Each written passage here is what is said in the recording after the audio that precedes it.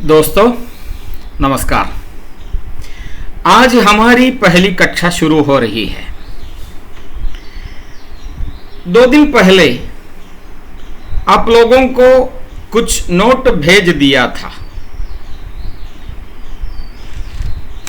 शिक्षण का सैद्धांतिक आधार जिसके नीचे लिखा था, उसमें पहला पन्ना भाषा की प्रकृति आप लोगों ने पढ़कर देखा होगा। तो उस भाषा की प्रकृति उस हेडिंग के नीचे एक माइंड मैप है। एकदम बीच में लिखा है हिंदी भाषा और हिंदी भाषा के विविध रूप माइंड मैपिंग के रूप में आप लोगों को दिया था, जिसमें राजभाषा, लिपि, बोली, मातृभाषा, संपर्क भाषा, विश्व भाषा आदि दिया था।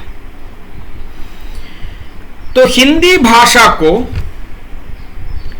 राजभाषा का स्थान, हिंदी भाषा किसकी मातृभाषा है, विश्व भाषा के रूप में हिंदी का स्थान क्या है, आदि के बारे में विचार करने के लिए था। और आशा करता हूं आप लोगों ने विचार करके देखे होंगे। उस माइंड मैपिंग के नीचे कुछ प्रश्न आपके लिए लिखा है। वहां भाषा का धर्म क्या है? क्या दुनिया भर के लोग एक ही भाषा में विचार विनिमय करते हैं? ऐसे में मातृभाषा माने क्या है? हिंदुस्तान में हिंदी किन किन की मातृभाषा है, उसे जानने के लिए मातृभाषा क्या है उसे जानना चाहिए। किन किन की संपर्क भाषा हिंदी है? विश्व स्तर पर हिंदी का इस्तेमाल कहां कहां होता है? देश के सरकारी कामकाज में हिंदी की भूमिका क्या है? सरकारी कार्यालयों में भाषा का प्रयोग किन किन मामलों में होता है? हिंदी किस लिपि में लिखी जाती है? देवनागरी लिपि की विशेषता क्या क्या है? क्या हिंदी भाषी लोगों की मौखिक अभिव्यक्ति एक समान है? मौखिक अभिव्यक्ति की इन विभिन्नताओं अथवा विषमताओं को क्या कहते हैं? हिंदी की प्रमुख बोलियां कौन कौन सी हैं? प्रत्येक बोली का प्रयोग किन किन प्रदेशों में किया जाता है? शिक्षा और साहित्य के क्षेत्र में आजकल किस बोली की प्रमुखता है? कुछ प्रश्न आप लोगों के लिए दिया था। तो देखिए, इन प्रश्नों का उत्तर आप स्वयं ढूंढ निकालने के लिए कोशिश करें और इन प्रश्नों का उत्तर ढूंढ निकाले, एक नोट पुस्तक में लिखे। यह आपका रिफ्लेक्शन नोट होगा। साफ साफ सुधरी हुई अक्षरों में लिखनी चाहिए, बाद में जांच के लिए उपयुक्त होना चाहिए।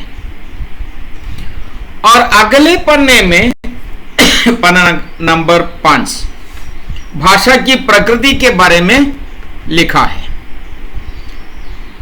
भाषा की उत्पत्ति, भाषा का विकास, प्राचीन समय से भाषा का प्रयोग आदि के बारे में उसमें लिखा है। ऐसा माना जाता है, आम तौर पर, सामान्य तौर पर देखें तो मानव के लिए भाषा केवल 50,000 पुरानी मात्र है। 50,000 साल पहले मनुष्य अपने मुख से कोई भाषा नहीं बोलता था और उसमें भी लगभग 10,000 वर्ष हुए हैं हमारे लिए एक लिपि का ज्ञान होकर। अर्थात 10,000 साल पहले मनुष्य किसी लिपि का इस्तेमाल नहीं किया करता था। लिपि के स्थान पर चित्र का, इशारों का उपयोग किया करता था।